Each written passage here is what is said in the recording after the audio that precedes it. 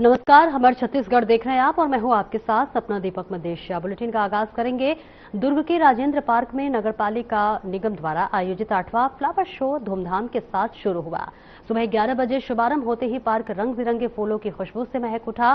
सैकड़ों प्रजातियों के फूलों, आकर्षक आकृतियों और ऑपरेशन सिंदूर थीम की विशाल रंगोली ने लोगों को खूब आकर्षित किया। बच्चों की सांस्कृतिक प्रस्तुतियों और छत्तीसगढ़ी लोक संस्कृति ने संगीत ने कार्यक्रम में रंग जमा दिया। स्कूल शिक्षा मंत्री गजेंद्र यादव, सांसद विजय बघेल, इसके साथ ही महापौर अलका बागमार सहित कई जनप्रतिनिधि मौजूद रहे। विभिन्न श्रेणियों में मौजूद उत्कृष्ट प्रतिभागियों को प्रशस्ति पत्र देकर सम्मानित किया गया। देर रात तक हजारों नागरिकों ने फ्लावर शो का आनंद लिया।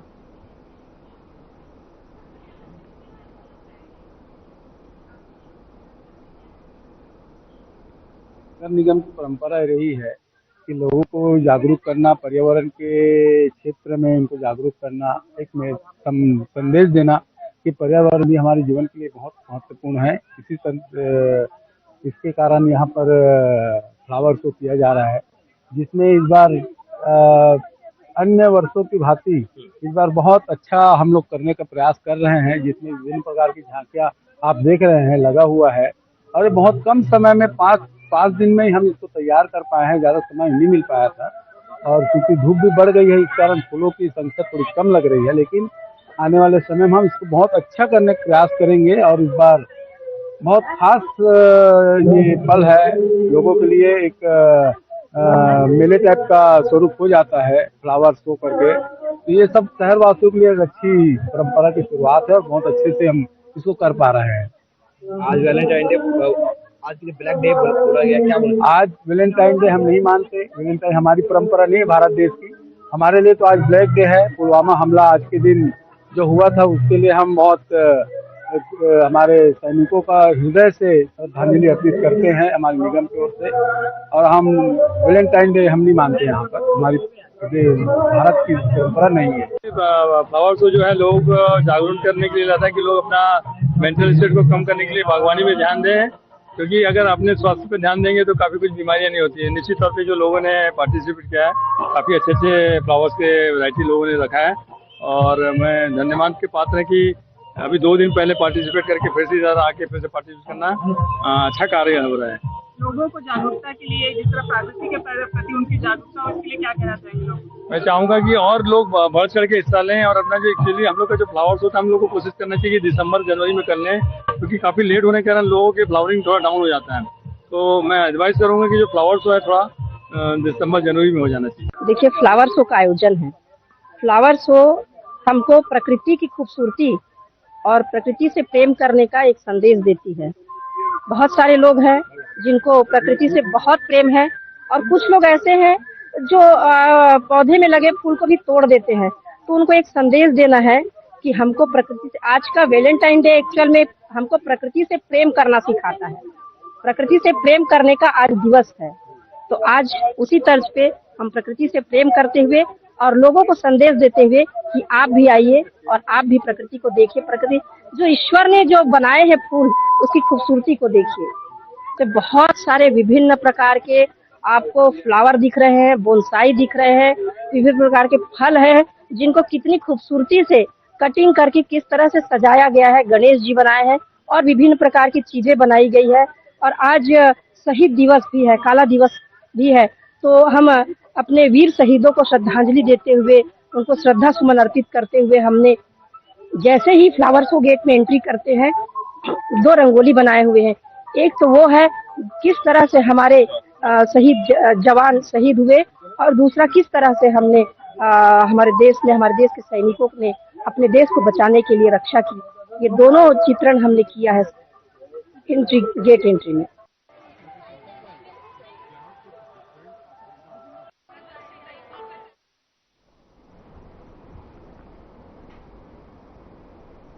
छत्तीसगढ़ के पाली में परंपरागत आयुर्वेद और वनस्पति औषधियों को समृद्ध विरासत आज कई चुनौतियों का सामना कर रही है। जलवायु परिवर्तन और अंधाधुंध कटाई से दुर्लभ औषधि पौधे जो है वो खतरे में हैं। इन मुद्दों पर देखिए हमारी खास रिपोर्ट।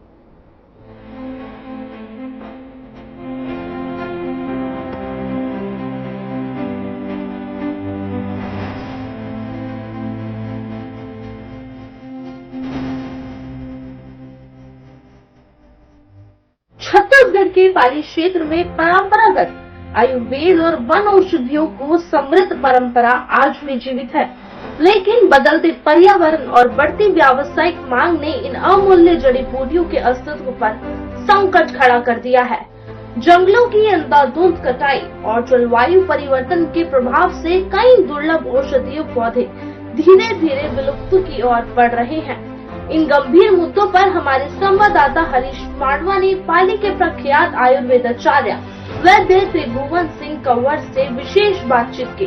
वैद्य कंवर ने बताया कि यदि समय रहते संरक्षण और संगठित खेती पर ध्यान नहीं दिया गया तो आने वाली पीढ़ियां इन प्राकृतिक औषधियों से वंचित हो सकती है। साथियों नमस्कार, हर खबर के साथ मैं हूं हरीश मांडवा और आज आपको मिला रहे हैं वन औषधि के संरक्षण के क्षेत्र में काम करने वाले वैद्य, जो कि वन औषधियों के संरक्षण और संवर्धन में अपनी भागीदारी निभा रहे हैं और उनकी सुरक्षा कर रहे हैं। और कैसे कर रहे हैं, आइए उनसे बातचीत करते हैं। भैया नमस्कार। नमस्कार। परिचय बताइएगा। मेरा नाम है वैद्य त्रिभुवन सिंह कंवर, ग्राम अलगीनार, थाना पाली, जिला कोरबा, छत्तीसगढ़ के निवासी हूँ। अच्छा। तो जैसे कि आप वन औषधियों की संरक्षण करते हैं, संवर्धन करते हैं, तो इस कार्य में कब से जुटे हैं, थोड़ा सा बताइएगा। तो मैं यहाँ जड़ी बूटी के संरक्षक करता हूँ, तो यह जुड़े हमला 30 साल हो गए हैं। 30 साल हो गया? 30 साल हो गए हैं। हाँ। अपन कोलाबारी में जी प्लांटेशन बढ़िया जड़ी बूटी विलुप्त के कगार जो हवे औषधि तेला हमन मन लगाए हैं, जैसे तेज राय है, भोज राय है, बल राय है, इंद बगई है, दहिमन के भी पौधा बहुत कन लगाए हैं, हाठुल है, बाग चारा है, ऐसे करके विलुप्त औषधि अपन कोलाबारी में लगाए हैं। अच्छा। तो इनका प्रशिक्षण आपको कहाँ से मिला कि इन औषधियों का जो कार्य है इन बीमारियों में होता है करके? हम लोग तो ऐसे परंपरा ज्ञान है हमारे मन के जी। तो ऐसे रायपुर औषधि पादप बोर्ड में ट्रेनिंग चलत रही ना, तो पेपर के माध्यम से हमन पढ़े तो वहाँ भी हमन मन ट्रेनिंग दिया तो सीखे के रहे हैं। इसे हमन 4-5 पीढ़ी ले हमारे मन के जड़ी बूटी इलाज पानी करत आते हैं, तो पीढ़ी दर पीढ़ी आते हैं, तो हमारे पिताजी लंग ले हमन जड़ी बूटी ले सीखें। जी। आज बढ़िया इलाज पानी करत हन, बढ़िया जितना दूर दराज ले आते हैं ते बीमारी मन के जड़ी बूटी दिया था तो बढ़िया ठीक होता है। यानी वनों से जो मिलने वाले वन औषधि है, जड़ी बूटियों से आप इलाज करते हैं? हाँ, जड़ी बूटी से इलाज करते हैं। जो है जड़ी बूटी बतात रहे वो जड़ी बूटी ले खोद के लाथन और जड़ तना फर फूल जमन सब जड़ी बूटी और दवाई बनाथन और दवाई बना के बोला पिलाथन खवाथन।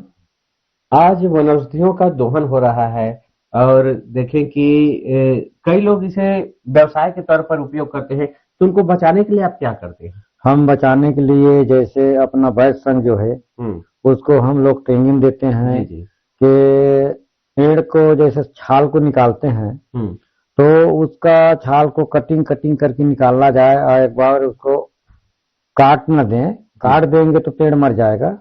ऐसे करके हम ट्रेनिंग उस्ती और बुड़ती बाजू के छाल को नहीं निकालने के लिए बोलते हैं, सबको ऐसे सिखा रहे हैं। जैसे जड़ी खनते हैं तो 4 जड़ी है तो जीने के लिए 2 जड़ी को हम छोड़ देते हैं तो पौधा भी बच गया और हमारा बीमारी भी ठीक हो गया। अच्छा। हम सुने हैं कि वन औषधियों के संरक्षण के लिए जो पादप बोर्ड है उनकी ओर से आप भी प्रयास किए थे जड़ी बूटियों का संरक्षण के लिए? हाँ, हमन मन प्रयास करे हन, शासन भी लगा हन कि जड़ी बूटी लगावा। जंगल के ला हमन पूरा खोद के लाबो तो सिराज ही जंगल उजड़ जाही तो फिर जड़ी बूटी नहीं मिली। ये करके हम मन कोलाबाड़ी में बहुत कन जड़ी बूटी लगाए हैं। और जंगल के लिए कोड़ के लाबो तो सब उखड़ जाही, खत्म हो जाही। अच्छा, कादल वन जो है चतुरगढ़ की जो पहाड़ी है उसमें भी जड़ी बूटियों का भंडार मिलता है, तो उसको लगवाया गया था क्या? नहीं, पहली तो बहुत सारी जड़ी बूटी रही से। अब छत्तीसगढ़ शासन है कुछ पौधा लगवाए है। जी। जैसे गटारन है और कितने एकड़ में है वहाँ पर? वो 500 हेक्टेयर में है। अच्छा, तो इसमें आपका क्या योगदान था?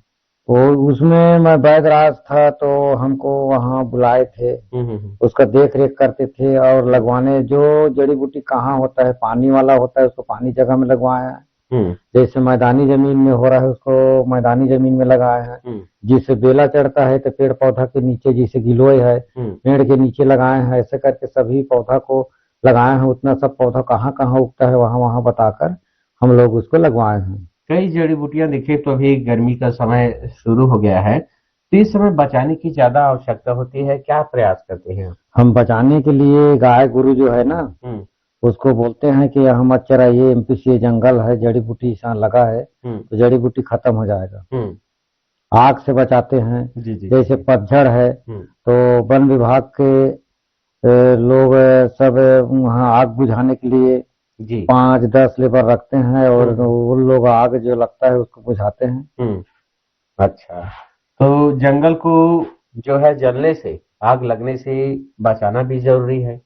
ये बताइए कि आप जो बीमारियों का जो दवाई देते हैं वन औषधियों यानी जड़ी बूटियों से देते हैं, किसी तरह का रसायन तो इसमें यानी कि मिलावट तो करते नहीं है? नहीं, जंगल में जो जड़ी बूटी लगा है ना उसमें और यह तो प्राकृतिक है, पुराना जमाना से चले आ रहा है, उसमें खाद उद का कोई जरूरत नहीं है। जंगल में सी ऐसी बीमारियां हैं जिनको आप ठीक किए हैं? जैसे लकवा है, मिर्गिन है, शुगर है, सिकल सेल जो है उसमें ब्लड नहीं बनता है उसको भी मैं ठीक करता हूँ। अच्छा, जैसे कि लकवा आजकल तो रसायनों का ज्यादा इस्तेमाल हो रहा है फसलों में, जिसके कारण लकवा की शिकायत भी बढ़ गई है। जैविक खेती करना चाहिए, इस ओर कौन सी दवाइयां देते हैं और कैसे जागरूक करेंगे किसानों को, कैसे खेती करें? तो में हमन मन बोला था कि खेती ज्यादा करके खातू न छींचे, गाय गुरु पाले और गोबर खातू बनाए जी और गड्ढा खन के जितना पतझड़ है ना वो गहरा गड्ढा खन के जो पत्ता को वो खाचा में डालें और उसमें पानी भरे तो उसमें खाद बनता है। जैसे पेरा है, पेरा को बाकी गाय गरु से बच जाता है, उस पेरा को डाल दें खाचा में गड्ढा में और पानी भर दें तो सड़ जाता है, तो जैविक खाद बनता है वो। अच्छा, और गोबर के घोल में डालेंगे ना तो पूरा गल जाता है वो। कंपोस्ट बना के उपयोग कर सकते हैं। कंपोस्ट, हाँ। अच्छा त्रिभुवन कंवर जी, हमको ये बताइए कि जैसे कि लकवा की बात किए हैं तो आप कैसे दवाई का निर्माण करते हैं, किस हिसाब से मरीजों को देते हैं? हम लोग मरीज आते हैं तो तुरंत ताजा दवाई बनाते हैं, जैसे जड़ी बूटी है, जड़ी बूटी से बनाते हैं, जंगल से तुरंत लाते हैं, मसाज करने का तेल बनाते हैं और मसाज भी करते हैं। तो इस तरह से आप देते हैं? तो इस तरह। अच्छा, जैसे कि भेलवा का उपयोग भी करते हैं लकवा के लिए, तो भेलवा जो है भिलावा फैलता भी है, कहते हैं कि उसके छांव में चला जाए तो थोड़ा सा कुछ घाव जैसे त्वचा रोग हो सकता है, किस प्रकार की सावधानियां बरतते हैं? हम उसको सावधान से बनाते हैं, उसमें पड़ना नहीं चाहिए उसका तेल, उससे बचकर दवाई को बनाते हैं। जी। तो उसको खाने के समय है मुंह में खिलाते हैं तो मुंह में तेल लगाकर डायरेक्ट अंदर में उसको डालते हैं। तो कितने दिन में लकवा की बीमारियां ठीक हो जाती हैं? लकवा की जड़ी बूटी में 1 महीना, 2 महीना, 3 महीना लग सकता है और नहीं तो 2-3 दिन में बन जाता है। 2-3 दिन में? हाँ, चलना चालू हो जाता है, हाथ पैर डोलना चालू हो जाता है। ऐसी गंभीर बीमारियां जिनको आप ठीक किए हैं कौन सी थी, उनको थोड़ा सा बताइएगा जड़ी बूटियों के द्वारा। जड़ी बूटी के द्वारा हम लोग उसको ताकत की दवाई देते हैं और भेलवा जो बोल रहे हैं उसी को खिलाते हैं। जैसे तेज रहा है, भोज रहा है, बल रहा है, इसको थोड़ा थोड़ा मात्रा करके उसको बनाते हैं और खिलाते हैं, लकवा ठीक हो जाता है। अच्छा, और कौन कौन सी ऐसी बीमारियां हैं, गंभीर बीमारियां जिनका इलाज करते हैं? सिकल सेल जो है, सिकल सेल तो बनबे नहीं करे तो जड़ी बूटी से हम शोध कर दा रहे हैं नौकर जड़ी बूटी जी, काफी सिकल सेल हमन मन इलाज पानी करत हन, बढ़िया ठीक हो गए। जिला हर महीने के ब्लड चढ़वात रही वो ब्लड नहीं लगत है। अच्छा, तो कई जांच में पहले सिकल सेल निकले है, लास्ट जांच करथन ना तो खत्म हो जाता है, नहीं रहे सिकल सेल। अच्छा, तो जैसे कि और कई प्रकार की गंभीर बीमारियां हैं, जब बड़े बड़े घाव हैं उनको भी आप ठीक किए? हाँ, बहुत बड़े बड़े घाव, जैसे कैंसर हो जाता है, मुंह का कैंसर, गाल का कैंसर, हाथ पैर का कैंसर, उसको लगाने की दवाई देते हैं और खाने का दवाई देते हैं। वो 1-2 महीना 8 दिन में वो ठीक हो जाता है। अच्छा अच्छा, जैसे बड़े घाव हो गए हैं तो 2-3 महीना लग जाता है। जी जी जी। और नहीं तो फिर 8-10 दिन में वो ठीक हो जाता है कैंसर। यानी जन सेवा का काम करते हैं। जन सेवा का काम कर रहे हैं। जी जी जी जी। तो जो चाहते हैं कि आपके पास आए करके, तो कैसे संपर्क करेंगे आपसे? उन लोग संपर्क मोबाइल द्वारा करते हैं। मोबाइल नंबर बताते हैं, उसके माध्यम से उन लोग आ जाते हैं मोबाइल से फोन करके। तो बता दीजिए, दर्शक भी होंगे उत्सुक करके। ठीक है, बता देते हैं। 797-406-4177। अच्छा, एक बार फिर से दर्शकों को ये बताइएगा हर खबर के साथ में आप, कि जैसे कि आपने खेतों के मेड़ में आपने वन औषधियों का संरक्षण किया है। कौन कौन सी वन औषधियां हैं वहाँ? हम लोग लगाए हैं, सेवनाक लगाए हैं, काला केमाच लगाए हैं, और वहाँ नागर केना है, साबर भंज है, चंपा जरी है, जो लुप्त औषधि जो है ना उसको इंद बगई है, दहीमन है। ऐसे बहुत प्रकार के वहाँ पौधा संरक्षित करके अपने खेत मेड़ पार में रखे हैं। तो बहुत बढ़िया लगा कि प्राचीन जो विलुप्त हो चुकी थी परंपरा, उसे बचाकर आप रख रहे हैं। वन औषधियों का संरक्षण और संवर्धन का कार्य कर रहे हैं। आप हैं त्रिभुवन कंवर, ग्राम अलगीडांड, पाली, जिला कोरबा में रहते हैं। आपका बहुत बहुत धन्यवाद हर खबर छत्तीसगढ़ को समय देने के लिए। धन्यवाद, नमस्कार। पाली से उठी यह पहल न सिर्फ परंपरा को बचाने की कोशिश है, बल्कि आने वाली पीढ़ियों के स्वास्थ्य से भी जुड़ी है। जरूरत है जागरूकता, संरक्षण और सामूहिक प्रयास की, ताकि आयुर्वेद की यह धरोहर सुरक्षित रह सके। Bureau report.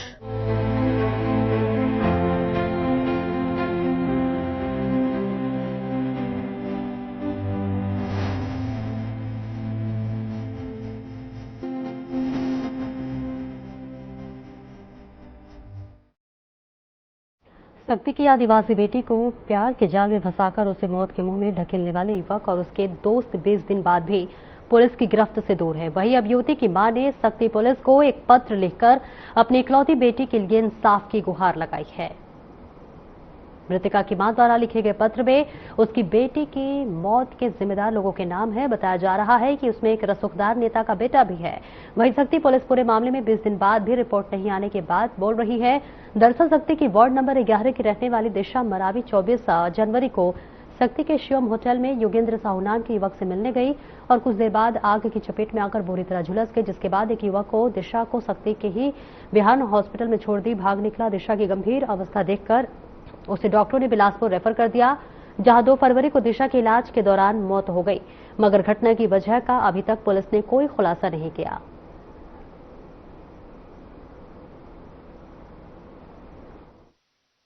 मेरी बेटी को जिंदा जला दिया गया है और ये घटना को अंजाम दिया है योगेंद्र साहू द्वारा, पिता यशवंत साहू के द्वारा। और मतलब उसके आत्महत्या का नाम देकर पूरे केस को दबाया जा रहा है और पूरे मतलब क्षेत्र में ये फैलाया जा रहा है कि इनके द्वारा समझौता कर दिया गया है करके।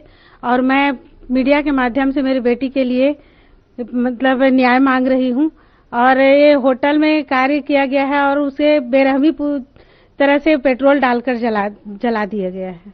पुलिस जांच के द्वारा मैं संतुष्ट नहीं हूं, क्योंकि मेरे द्वारा FIR दर्ज नामजद कराया गया है, उसके बाद भी मतलब शिथिलता बरती गई है और मतलब उल्टा सीधा बयान दिया जा रहा है स्वयं थाना प्रभारी के द्वारा कि लड़के ने मतलब आग बुझाया है तो जला है, ऐसा कहा जा रहा है और कोई भी संज्ञान में नहीं लिया जा रहा है। ना ही होटल की तफ्तीश की गई है, न कि कहाँ घटना हुई है।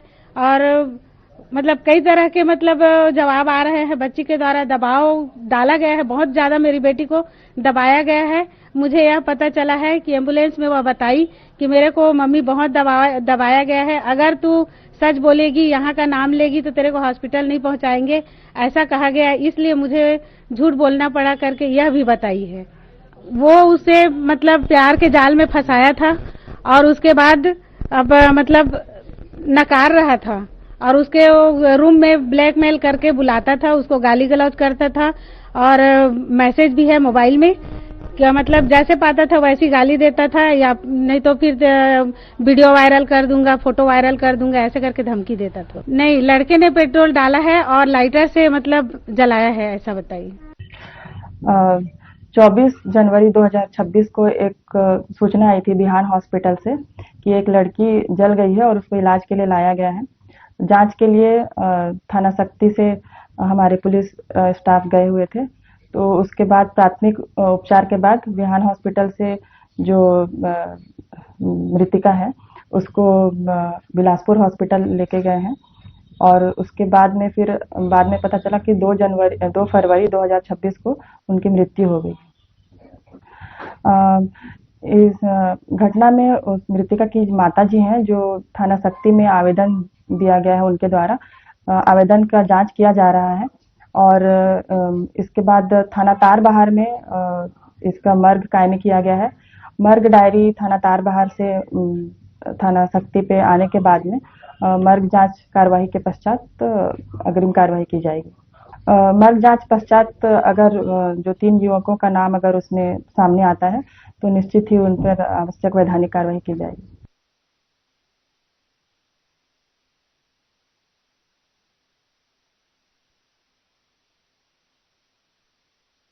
कोंदल ब्लॉक अंतर्गत सोनपाल गांव में जय मां शीतला नवयुवक समिति द्वारा 2 दिवसीय ओपन चैलेंज महिला पुरुष कबड्डी प्रतियोगिता का शुभारंभ हुआ। 14 से 15 फरवरी तक आयोजित इस प्रतियोगिता के उद्घाटन अवसर पर सावित्री मनोज मंडावी मुख्य अतिथि के रूप में शामिल हुए।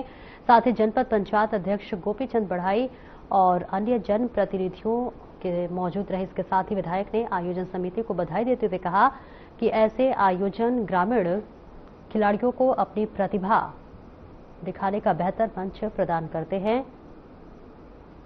प्रतियोगिता में क्षेत्र की कई टीमों ने भाग लिया और खिलाड़ियों में खासा उत्साह देखा गया।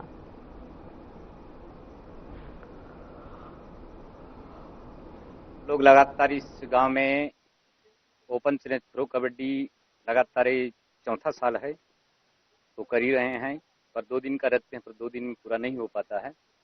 तो शायद 14-15 को रखे थे, पर भी अब 15-16 को लास्ट खेल कार्यक्रम 14-15-16 तक चलेगा और इस क्षेत्र के लिए बहुत ही रोमांचक खेल है और देखने योग्य हर साल लगातार चल रहा है। हमारे आयोजन हमारे समिति के माध्यम से पूरा गांव के क्षेत्र से अच्छा खासा कार्यक्रम चलता है और यहाँ अच्छा खुशी का माहौल है और लगभग हमारे 40 से 50 टीम तो निश्चित है। निश्चित ही आज मैं सोनपाल ग्राम पहुंची हूं, जो हमाचाई का हमारा ये पंचायत का ये गांव है और वाकई में बहुत सारी समस्याएं रहती है, लेकिन मेरी कोशिश है उन समस्याओं को हल करना। आज कबड्डी के इस उद्घाटन समारोह में पहुंची हूं और ग्रामीण वासियों की मांग है और यहाँ अभी तक कोई जनप्रतिनिधि नहीं पहुंचा था, आज पहुंची हूँ तो बहुत अच्छा लग रहा है। लोगों के बीच बैठ के यहाँ के लोगों के से मिल के अच्छा लग रहा है मेरे को और निश्चित ही इनकी मांग को पूरा करूंगी। अभी तीना सेट के लिए 10 लाख का घोषणा की हूँ और साथ ही रंगमंच के लिए भी 3 लाख घोषणा की हूँ और निश्चित ही हम जैसे जैसे बजट आते जाएगा इनके मांग को जरूर पूरा करते जाऊंगी। मैं भी चाहती हूँ इस क्षेत्र का लगातार जो मैं दौरा करने का एक ही कारण है मेरा कि लोगों की समस्याएं को पूरा करना है।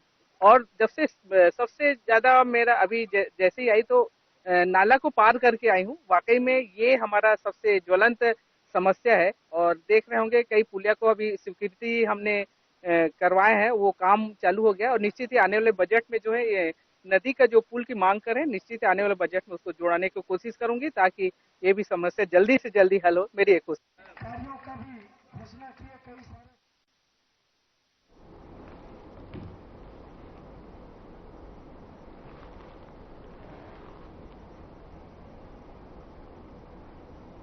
फिलहाल इस बुलेटिन में इतना ही। नमस्कार।